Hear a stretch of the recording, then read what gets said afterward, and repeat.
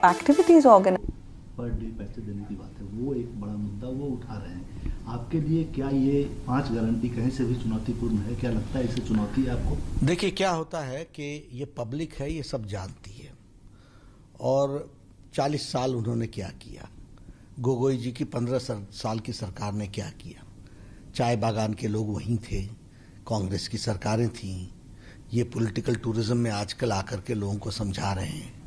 इनको मालूम है कि चाय बागीचार दान पुरस्कार का कार्यक्रम लिया गया और 8,000 रुपये के हिसाब से 8 लाख हमारे चाय बागान के बागीचों के वर्कर्स के लिए हम लोगों ने देने का काम किया।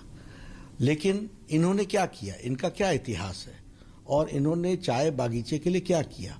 हम अगर बातचीत करें तो मैं ये कह सकता हूँ कि मैं स्वास्थ्य मंत्री था, मोदी जी के आशीर्वाद से 130 मोबाइल मेडिकल यूनिट्स हमने दिए इनके हेल्थ की चिंता के लिए। उसी तरीके से इनके जॉब लॉस में during the time of pregnancy 12,000 रुपये सर्बानंद सोनोवाल जी ने प्रसूति वाली महिलाओं के लिए व्यवस्था की और अब बढ़ा करके उसको 18,000 कर दिया है। ये जो सड़कों पर कांग्रेस पार्टी जा रही है और अब बोल रही है कि मैं चाय की बागीचों की चिंता करूंगी, ये सड़कें भी पक्की सर्बानंद सोनोवाल जी और हेमंत बिस्वा शर्मा की सरकार ने बनाई है, बीजेपी की सरकार ने बनाई है। इसलिए पीपल, लोग चाय बागीचे के अच्छी तरीके से जानते हैं। हाथी के दांत दिखाने के और हैं, खाने के और हैं, और इन पर कोई विश्वास नहीं करता। आपने इनकी 5 गारंटी की बात की, आपने इसमें CAA की बात भी की हुई है। मुझे नहीं समझ में आता कि कांग्रेस पार्टी के ये गारंटी बनाने वाले लोग कौन हैं और इनकी जानकारियां कितनी सीमित हैं। आप ही बताइए, यूनियन पार्लियामेंट के द्वारा, भारत के संसद के द्वारा पारित लॉ को कोई स्टेट लॉ ओवररूल कर सकता है? तो जो इनको ये नहीं मालूम, ये जनता को गुमराह करने के लिए काम कर रहे हैं, ये मानसिक दिवालियेपन का प्रदर्शन है। और इन्होंने किस तरीके से लोगों को बरगलाया है, धोखे में रखा है, ये बात सब लोगों को स्पष्ट है। राजस्थान में, मध्य प्रदेश में और छत्तीसगढ़ में इन्होंने कहा था कि हम किसानों का जो ऋण है वो माफी करेंगे, 7 दिनों के अंदर करेंगे, नहीं तो मुख्यमंत्री जाएगा। एक मुख्यमंत्री को तो जनता नहीं हटा दिया, अब बाकी मुख्यमंत्री को आप कब हटाने वाले हैं, क्या करने वाले? 2.5 साल गुजर गए। इसलिए झूठ का पुलिंदा का नाम कांग्रेस पार्टी है और कोई इनको विश्वास नहीं करता। एक बात की मैं गारंटी, इन्होंने 3G कहा है गारंटी, एक गारंटी मैं जरूर देता हूं कि कांग्रेस पार्टी जहां भी जाएगी घोटाला करेगी। ये घोटाला की गारंटी हो सकती है, बाकी कोई गारंटी नहीं है। ये लोक सेवा नाम का इनको सेवा का सब ही नहीं टच करता है। लोक सेवा की तो बात ही भूल जाए, यही इनका इतिहास रहा है। इतना हल्का उद्देश्य विहीन प्रोजेक्शन ये देते हैं कि कांग्रेस पार्टी के मानसिक दिवालियेपन की कहानी कहता है। केरल में CPM के साथ लड़ रहे हो, के खिलाफ लड़ रहे हो, बंगाल में साथ लड़ रहे हो, असम में साथ लड़ रहे हो। क्या है आपका सोच?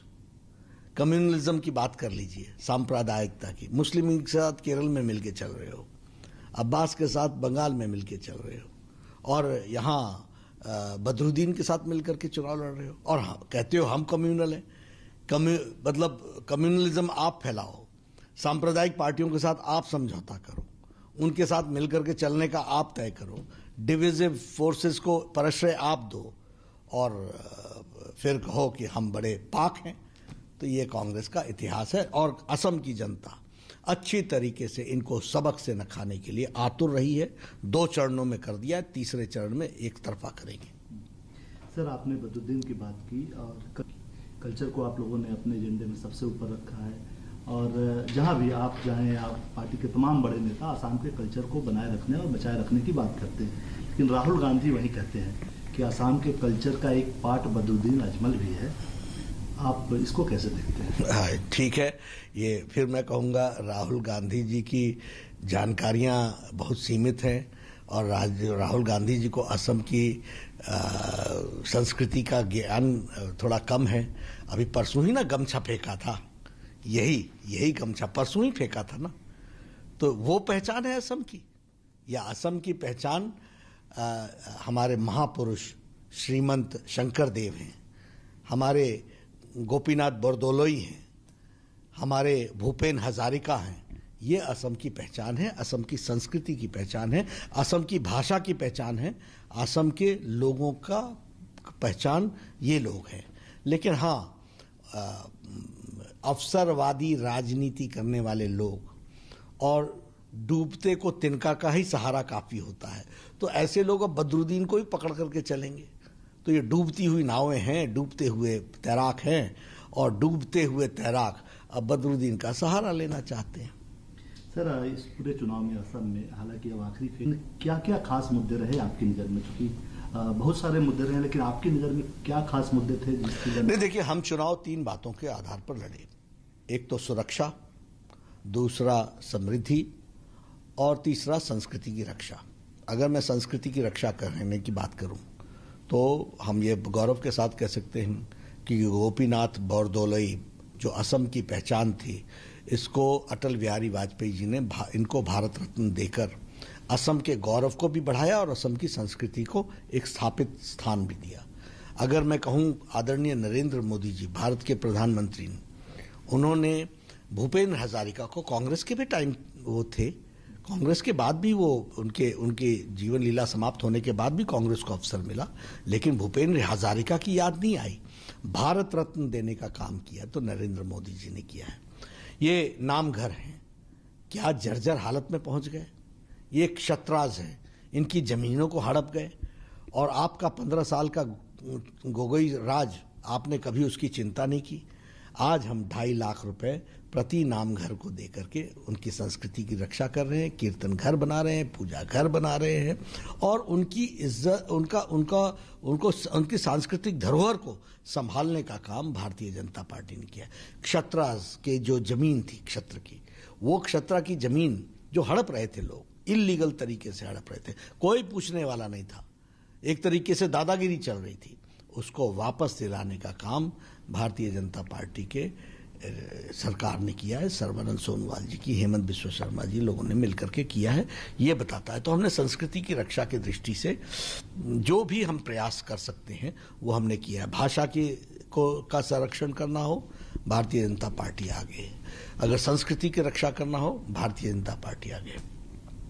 अगर मैं सुरक्षा की बात करूं, 50 साल से बोडो आंदोलन चल रहा था, 50 years, thousands of people died, हजारों लोग मारे गए, हजारों सिक्योरिटी पर्सन्स मारे गए, हर तरीके की दुख तकलीफ में रहे, लेकिन कोई सुनने वाला नहीं था। ये तो मोदी जी की इच्छा शक्ति, पॉलिटिकल विल, और Amit Shah ji as home minister की रणनीति, the strategy, and Sarbananda Sonowal he implemented in letter and spirit कि बोडो ट्राइबल रीजन का, बोडो टेरिटोरियल रीजन का समाधान हुआ। उनको, उनके एस्पिरेशंस को हम लोगों ने एकोमोडेट किया और असम की आइडेंटिटी बचाई, और जो लोगों ने हथियार पकड़े हुए थे उनको वापस समाज में स्थापित करने का भी जिम्मा लिया। लगभग 2,500 से 3,000 लोगों ने आत्मसमर्पण किया है। 4,000 से ज्यादा असॉल्ट राइफल्स सरेंडर हुए हैं। अब आप समझ सकते हैं कि असम जैसे प्रदेश में 4,000 असॉल्ट राइफल्स का सरेंडर होने का अर्थ क्या बनता है। उसी तरीके से 4,000 असॉल्ट राइफल्स के उसके साथ साथ ये हमारे जो सरेंडर किए हुए लोग थे उनको 4 लाख रुपए प्रति व्यक्ति वन टाइम सेटलमेंट के लिए दिया गया, और साथ ही साथ 4 लाख के साथ साथ 6,000 रुपीज पर मंथ 3 साल तक उनके रिहैबिलिटेशन की व्यवस्था की गई। 1,500 crore rupees have to be spent on Bodoland resettlement, और उनके टेरिटोरियल रीजन के डेवलपमेंट के लिए हम लोग लगाने वाले हैं। तो बोडो सेटलमेंट किया, शांति लाई, असम की अस्मिता को बचाया। ये जो बॉर्डर थे ये डिस्टर्ब थे, बॉर्डर के साथ साथ इसको भी लैंड स्वैप करके उसको भी हम लोगों ने स्ट्रेंथन किया। इसकी सैटेलाइट से हमने डिजिटल वर्ल्ड से बॉर्डर को हमने ज़्यादा कंट्रोल करने का प्रयास किया। हमारी पैरामिलिट्री फोर्सेस को ज़्यादा से ज़्यादा लोगों को यहाँ पर लगाया ताकि बॉर्डर ठीक से सुरक्षित हो सके। कांग्रेस के ज़माने में यही बॉर्डर खुला हुआ था, यही उनके राजनीतिक, जिसको मैं कहूँगा कि राजनीति की दृष्टि से उनको लाइफ देने का काम ये बॉर्डर की जो खुला बॉर्डर था वो दे रहा था। आज बॉर्डर सील हुआ है। उसी तरीके से मैं अगर समृद्धि की बात करूं तो बोगोबील ब्रिज की बात ले लीजिए। लटकाना, अटकाना, भटकाना यही काम था, मोदी जी ने उसको पूरा करके दिया। यहाँ prime minister Modi ji has come 35 times Assam में। कभी मनमोहन सिंह जी 10 साल में 10 बार नहीं आए। गैस के रॉयल्टी देने का काम मोदी जी ने किया, 8,000 करोड़ रुपए। ये मनमोहन सिंह क्यों नहीं कर पाए? इंफ्रास्ट्रक्चर, रोड, 2 लेन, 4 लेन, 6 लेन, ये काम किसने पकड़ा? मोदी जी ने पकड़ा। हर एक तरीके से हाईवेज बनाने का काम, ब्रिजेस बनाने का काम, ये सारे का सारा काम मोदी जी के नेतृत्व में हो रहा है। All India institute of medical sciences यहाँ आ रहा है, चांगशारी में बन रहा है। More than 1100 crore rupees are being spent. उसी तरीके 750 बेड्स का। उसके अलावा यहाँ पर गुवाहाटी में एक अलग से हॉस्पिटल बन रहा है। उसके अलावा मैंने हमारे स्वास्थ्य मंत्री के रहते हुए प्रधानमंत्री मोदी जी के आशीर्वाद से यहाँ सुपर स्पेशलिटी ब्लॉक दिया गया। 6 medical colleges have been given to Assam in last 5 years. 6 super specialty blocks have been given in last 5 years to Assam. तो एक विकास की एक नई बहार, एक नया रास्ता असम के विकास के लिए खोला गया है। तो इसलिए सुरक्षा, संस्कृति की रक्षा और समृद्धि ये लाने का विचार, चाय बागान के बारे में मैंने आपको बताया ही, उनकी मेन स्ट्रीमिंग हुई है। तो ये हमारे मुद्दे हैं और इन मुद्दों को लेकर के हम चल रहे हैं।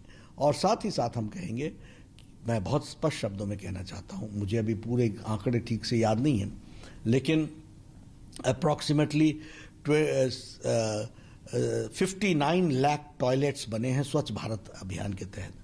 तो हमने तो किसी का धर्म नहीं पूछा, मोदी जी ने तो किसी का धर्म नहीं पूछा। सबका साथ, सबका विकास, सबका विश्वास। 36 लाख के आसपास गैस सिलेंडर के कनेक्शंस दिए हैं। हमने तो किसी से धर्म नहीं पूछा। सबको साथ, सबका विकास, सबका विश्वास। इसलिए समाज के सभी वर्गों का, जो गरीब है बेचारा, ये आयुष्मान भारत, कौन लोग आते हैं? रेडी वाला, फेड़ी वाला, रिक्शा वाला, ऑटो रिक्शा वाला, मेड सर्वेंट, रैग पिकर्स, ये गरीब लोग हैं। ये किसी भी धर्म के हों। 50 करोड़ लोगों को 5 लाख रुपए का हेल्थ कवरेज देने की बातचीत की है। यहां लगभग 1,48,00,000 लोगों ने इसका लाभ उठा लिया है और लगभग मेरे ख्याल से 3 करोड़ लोग हैं जो असम के इसमें पात्र हैं। 3+ करोड़ लोग आयुष्मान भारत के। और सर्बानंद सोनोवाल जी ने अटल अमृत योजना के तहत उनको 2 लाख रुपए का और पैकेज दिया है। तो स्वास्थ्य के दृष्टि से ये चिंताएं हुई हैं और विकास हमारा बहुत बड़ा मुद्दा रहा है। गरीबों की चिंता करना हमारा मुद्दा रहा है, उसमें हम आगे बढ़े। सुरक्षा, समृद्धि और संस्कृति, इस नारे के साथ क्या लगता है चुनाव में बीजेपी प्लस 100+ का जो नारा है उसको अचीव कर? बिल्कुल करेंगे। और ये जो सुरक्षा, समृद्धि और संस्कृति की बात हमने कही है, ये यही लोगों के खतरे में थी। मैंने कहा आपको कि बोडो समझौते के बाद शांति प्रिय आसाम हो गया। उसी तरीके से बॉर्डर्स के जो झगड़े थे और बॉर्डर्स के में जो खुले रास्ते थे उनको सील करने के कारण असम मजबूत हो गया है और एक सुदृढ़ीकरण आया है और सिक्योरिटी मिली है लोगों को। अगर मैं समृद्धि की बात करूं तो मैंने आपको पहले कहा कि एक विकास की एक नई कहानी लिखी जा रही है। और अगर मैं संस्कृति की रक्षा की बात करूं, किसी ने नाम घर की क्षत्र की चिंता नहीं की थी, किसी ने असम के भाषा की चिंता नहीं की थी।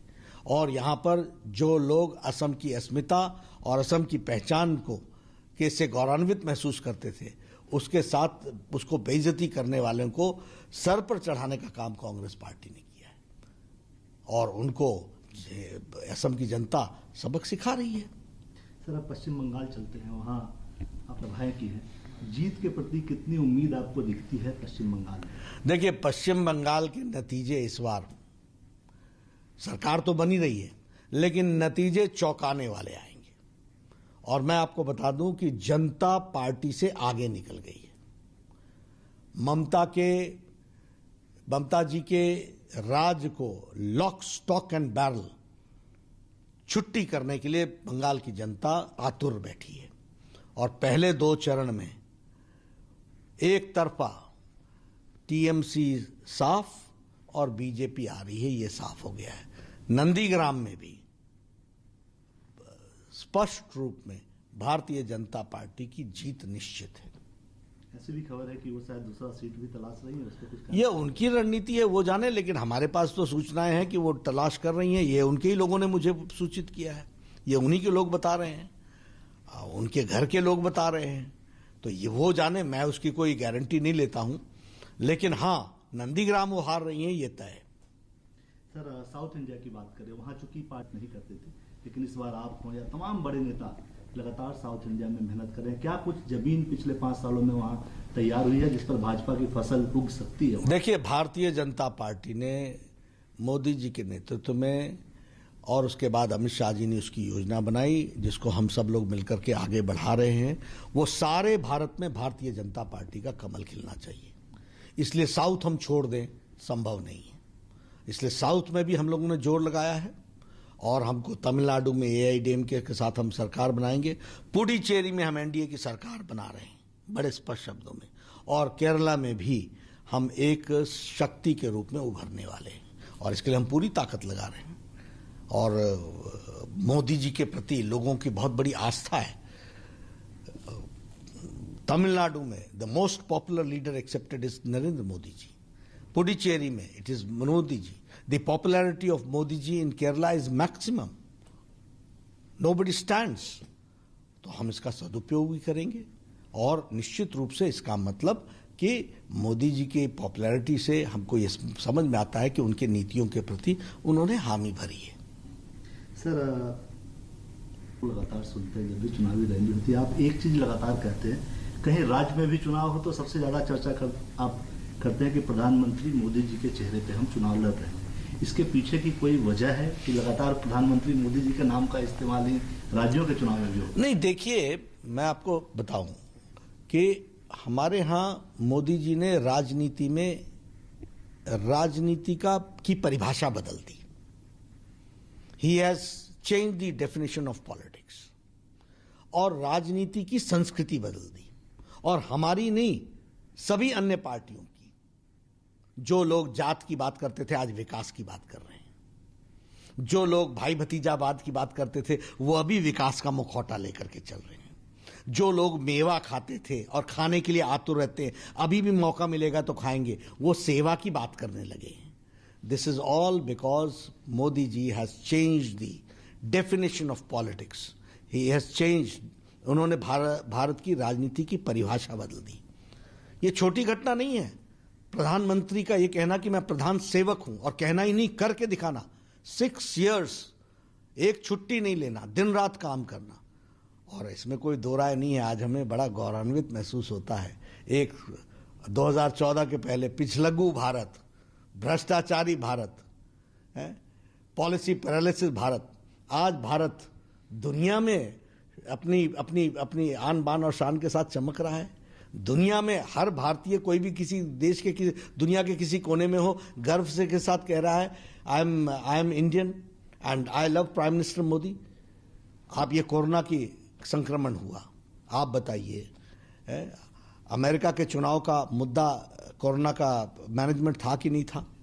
आप बताइए, यूरोप हमसे ज्यादा स्वास्थ्य में स्ट्रांग है और उसकी व्यवस्थाएं हमसे स्ट्रांग हैं, लेकिन वो लड़खड़ा गया कि नहीं लड़खड़ा गया? असहाय महसूस हुआ कि नहीं हुआ?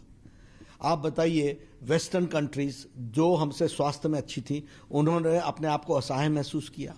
और ये भारत 130 करोड़ का देश, इसको मोदी जी के नेतृत्व में लॉकडाउन भी लगा। आज हम 2500 कोविड डेडिकेटेड हॉस्पिटल के साथ खड़े हैं।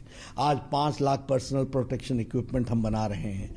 आज हमारी 14 लाख से 15 लाख डेली टेस्टिंग कैपेसिटी बन गई है। आज हमारी मॉर्टेलिटी रेट सबसे कम है और हमारी रिकवरी रेट सबसे ज़्यादा है। और हमने 150 देशों को पैरासीटामोल और HCQ की मेडिसिन दी। और कभी सोचा था आपने कि भारत वैक्सीन बनाएगा? भारत तो पहले से ही इंतजार में बैठा होता था यूपीए के टाइम में कि कोई दे दो, किसी भी तरीके से दे दो, कुछ भी कर दो। ये स्वाभिमान जगाने का काम नरेंद्र मोदी जी ने किया है। और उस स्वाभिमान के कारण आज हमारे यहाँ लगभग हमारे यहाँ 2 वैक्सीन्स का निर्माण तो हुआ ही हुआ, और हमने वैक्सीन अपने देशवासियों को देने का तय तो किया ही किया। आज 72 देशों को हम वैक्सीन दे रहे हैं। कनाडा देश जैसा देश हमसे मांग रहा है, और यह भारत के लोगों का मनोबल को कितना ऊंचा करता है ये हम समझते हैं। If we have such a leader, तो हमारे लिए, भारतीय जनता पार्टी के लिए ऐसी शख्सियत जो देश में जिसके सबसे ज्यादा मान सम्मान हो, दुनिया में जो स्थापित नेता हो, उनका पार्टी के, और वो पार्टी के संगठन के व्यक्ति हैं।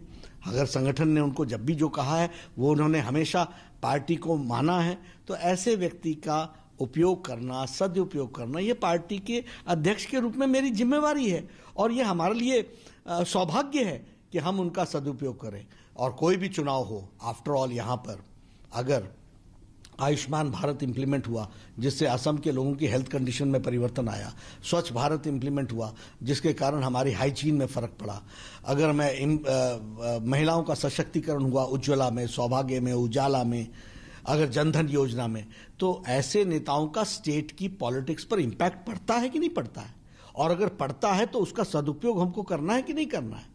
तो इसलिए हम कहते हैं डबल इंजन की सरकार बनाओ, मोदी जी का आशीर्वाद रहेगा, नीचे इंप्लीमेंट करने वाला व्यक्ति हमारा चाहिए। सर, एक आखिरी सवाल, बिहार का सबसे क्रूशियल चुनाव था, आप लोगों ने वहां जीत दर्ज की।